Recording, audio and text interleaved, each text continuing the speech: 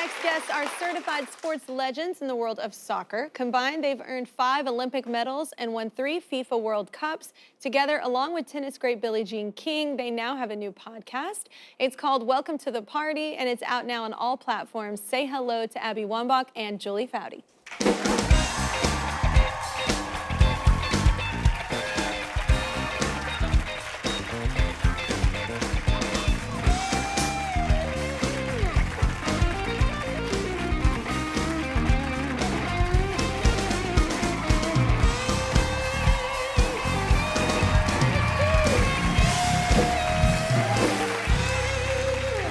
It's nice to see you in person. I've been on your podcast before with Glennon, so it's nice to see you. Yeah, nice to meet you officially. Yeah, yes. Thank you, Kelly. Yes, Thanks nice to have you here. us. How long have y'all known each other? Long time. A long time. Yeah? Long time. 2001? Yeah, Abby was coming into her career on the national team in 2003, 2004. Helped us win the last Olympics I played in, 2004 Olympics. And she was like this puppy that just came in. And it was like, what's up, guys? Yeah, green, love it. Yeah, so excited. It was so fun. Yeah. And Julie was the captain of the women's national team and was such an instrumental person for me to learn from. She's the one that's like last on the bus, picking up the balls, the cones, getting the bags off the bus. So for me, it's just like to be able to do this work with her and to stay connected with a teammate. When you retire, you're like by yourself. And so you actually have to make businesses to work with your friends again. I've never thought, so you just said that because you're part of a team for so long and you see your team every day. I've never really thought about the emotional impact of that. Yeah. That's hard. Yeah. It really is. Yeah. What made you want to start the podcast? Did you miss the team thing? Yeah. Is that a lot of that it? was definitely a part of it. I also think I needed to take a break from the sports world to understand the sports world. Yeah. So I retired about 10 years ago. And it took me about 10 years to what I like to call recover from professional sports.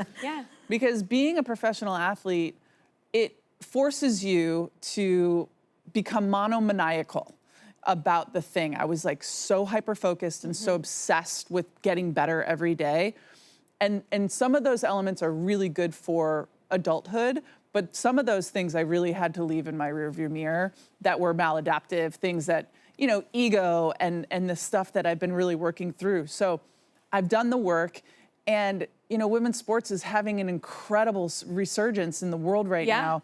Valuations, leagues are popular, viewership numbers are exploding.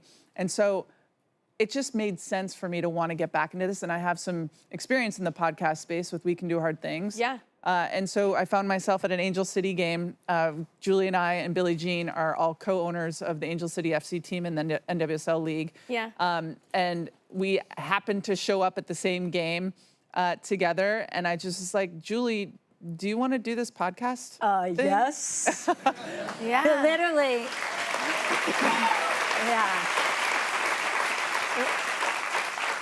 Literally, and Billie is really sad that she couldn't be here today, but literally, I was having this quiet moment. I've known Billie for 30 years and has been a friend and mentor in my life.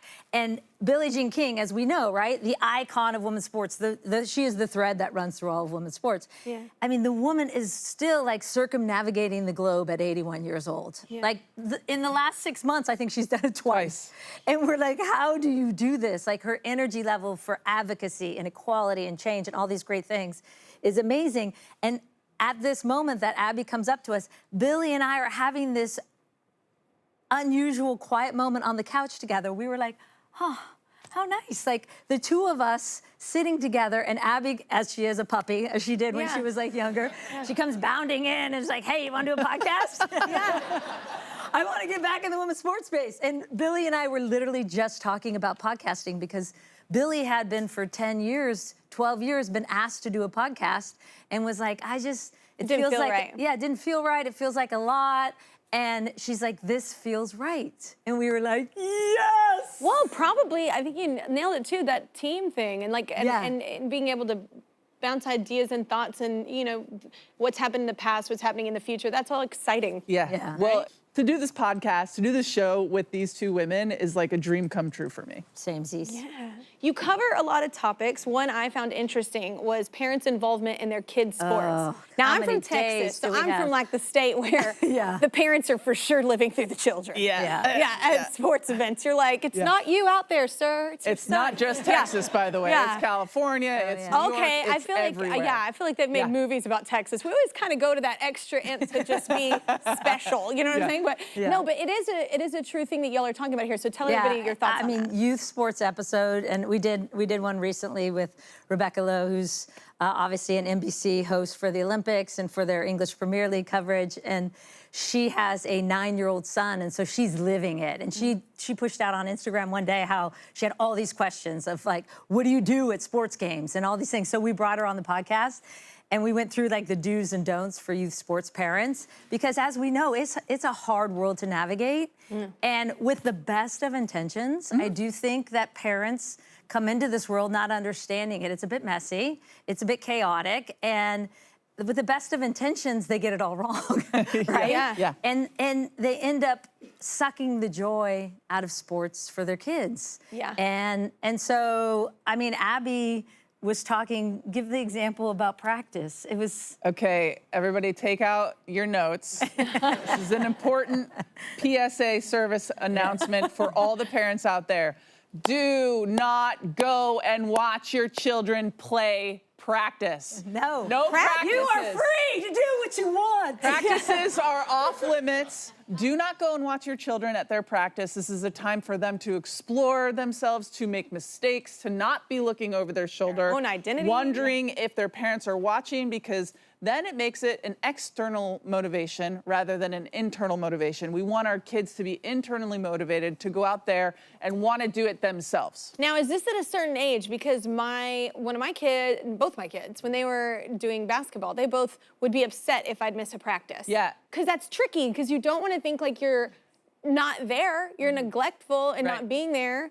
But at the same time, I agree with you. I had played sports and my mom wasn't able, she was a single parent, she wasn't able, and she worked, she wasn't able to make all those things, or even games sometimes. And it's like, that's okay. That made it my thing. But I think sometimes we feel bad because our kids will come home and be like, well, you weren't there at practice today. And I'm like, no, I was working 9 to 5, like Dolly Parton. I was like, sorry. I don't know how parents have the time to do it. I don't either. I do and not the other know. ones make us look bad. Exactly. That's the problem. That is the problem. You feel the guilt because you're like, wait, there's other parents there. So no, that's what I they say. Her mom was there, and I was like, well, pin a rose on her nose. I'm like, give her a cookie. No, do not feel guilty about that.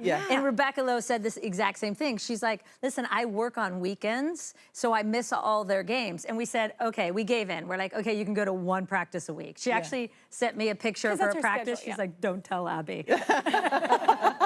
Don't tattle on me. No, I guess it depends on your work hours as well. But it is funny because sometimes they will guilt you and be like, why were all these parents here? And I'm like, because they apparently have nothing else going on. I don't know. But I think that we lose sight of the important quality of teaching our kids to teach us and tell us about their life experience.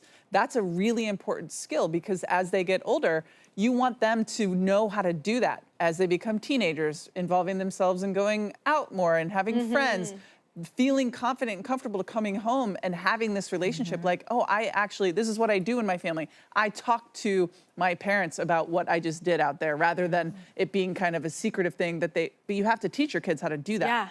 Man, I would like any tips on that for my 9-year-old. I was like, how was your day? And just nothing. Nothing. So nothing happened, not a damn thing. I get a lot of bruh. If I hear bruh, I was like, do I look like your bruh? I was like, I am your mom. You have this, I'm like, I'm not your bro. I'm not your dude. Be sure to listen to Welcome to the Party. It's available wherever you get your podcasts.